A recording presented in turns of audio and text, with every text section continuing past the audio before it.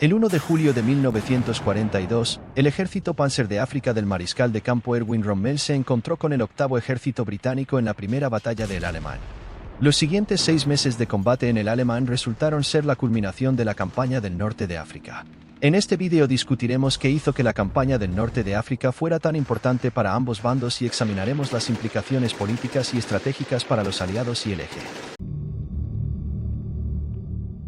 El inicio de la campaña del norte de África se debe en gran parte a un hombre, el dictador italiano Benito Mussolini. Cuando estalló la guerra en septiembre de 1939, la región estaba dividida entre 3 potencias imperiales, el Reino Unido, Francia e Italia. Aunque Italia fascista estaba formalmente aliada con la Alemania nazi como parte del Pacto de Acero, Mussolini decidió inicialmente mantener a su nación fuera de la guerra hasta que su ejército estuviera lo suficientemente fuerte como para librar un conflicto a gran escala.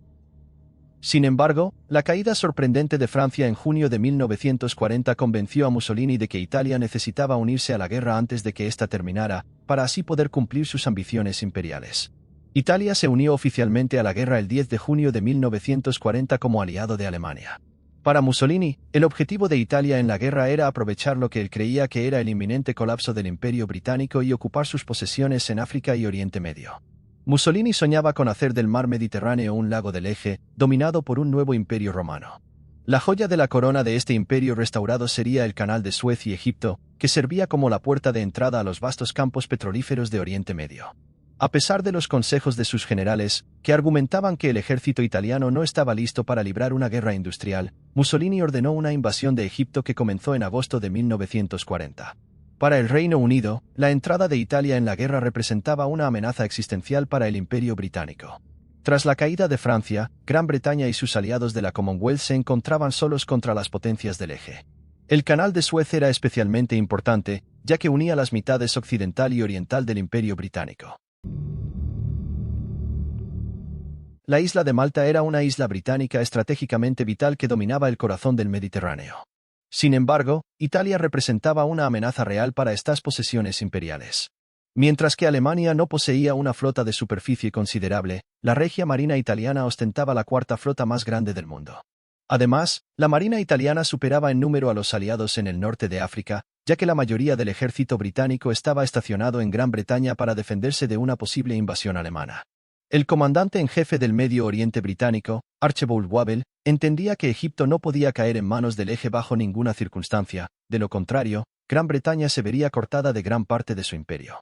La pérdida del Canal de Suez habría sido especialmente devastadora, ya que su captura habría abierto la puerta para que el eje se apoderara de los campos petrolíferos del Medio Oriente, que alimentaban la maquinaria de guerra británica. Por lo tanto, mantener el control sobre el mar Mediterráneo y Egipto era una necesidad estratégica y económica para el Reino Unido.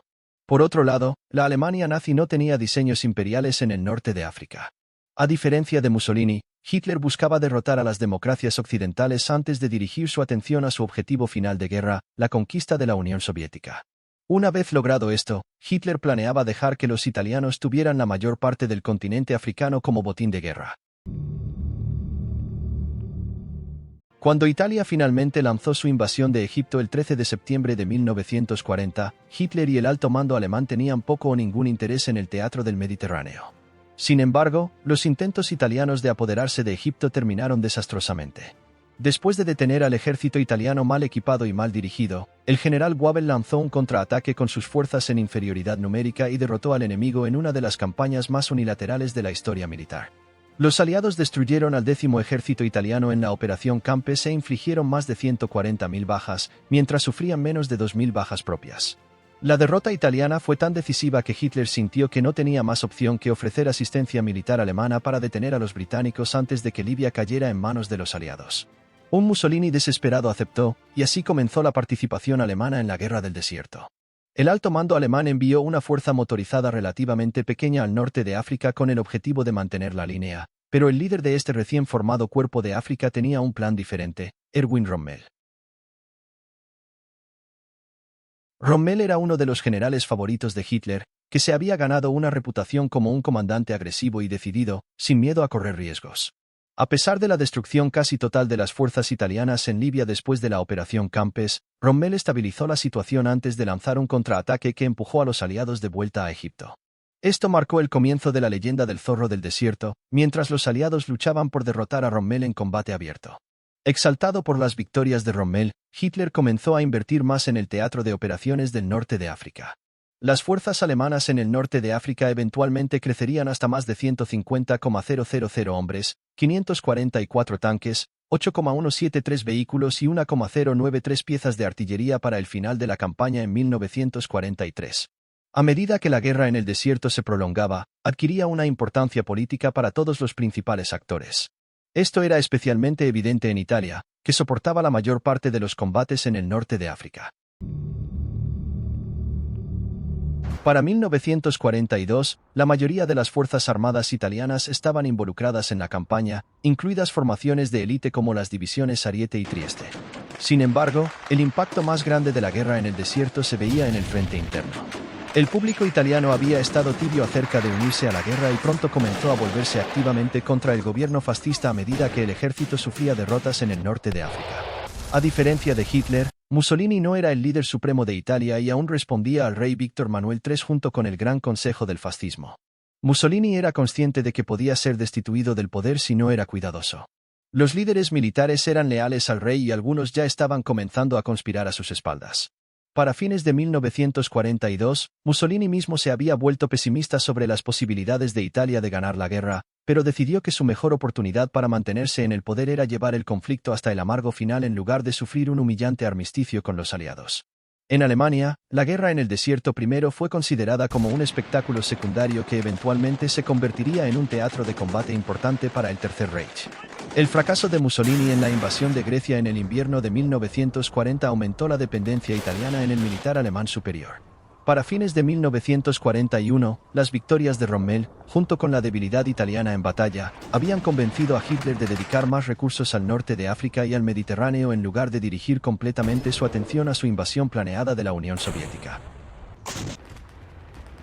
Hitler sentía que necesitaba fortalecer su flanco sur y se embarcó en una campaña masiva para conquistar los Balcanes, Grecia y, desconcertantemente, la isla de Creta. No hay duda de que la campaña balcánica, Creta y el norte de África absorbieron recursos significativos que habrían o deberían haber ido al frente oriental. Rommel se convirtió en un héroe popular en Alemania gracias a la prensa alemana que lo idolatraba y a menudo exageraba sus logros. La leyenda del zorro del desierto solo crecería a medida que continuaba derrotando a fuerzas de la Commonwealth mucho más grandes en combate abierto. Sin embargo, Rommel estaba constantemente frustrado de que sus fuerzas recibieran menos suministros que otros frentes, ya que creía que el norte de África era el teatro clave de la guerra. Su objetivo final era la conquista de Egipto, seguida por la captura de los campos petrolíferos del Medio Oriente. Para el Reino Unido, la campaña del norte de África tenía una importancia política especial. Después de la caída de Francia en el verano de 1940, el primer ministro británico Winston Churchill estaba muy consciente de las apuestas involucradas en la guerra del desierto y prestaba mucha atención a los combates. Esto molestaba mucho a sus generales, quienes despreciaban el microgestión de Churchill en la guerra. Del mismo modo, Churchill creía que sus generales eran demasiado pasivos y anhelaba un comandante del desierto agresivo como Rommel. Aunque el historial de Churchill como estratega militar es mixto, entendía que las victorias militares en el norte de África eran críticas para mantener el ánimo y el prestigio británicos, mientras también alejaba a las fuerzas del eje de la Unión Soviética.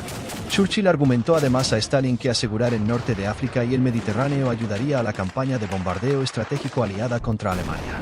En resumen, la campaña del norte de África en la Segunda Guerra Mundial fue un punto crucial en la historia de la guerra, con implicaciones políticas y estratégicas significativas para todas las partes involucradas. Desde Mussolini y Hitler hasta Churchill y Rommel, cada líder y comandante tuvo un papel importante en el resultado de esta campaña que se libró en los desiertos áridos y hostiles del norte de África.